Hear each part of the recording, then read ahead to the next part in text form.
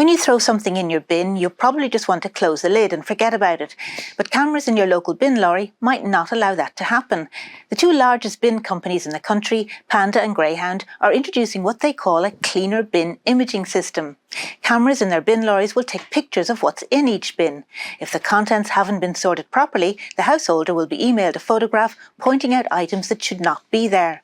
The system is designed to stop people putting items that could be recycled into their general waste bin, where they're likely to be destroyed. More importantly, it aims to stop people from ruining entire truckloads of recyclables by throwing food waste, soiled nappies and other contaminating items into their green bin. A small number of customers who were part of a trial run have raised concerns about their privacy.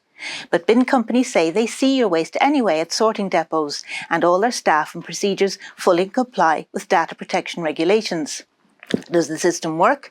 Panda says they saw 50% less bin contamination during the trial period.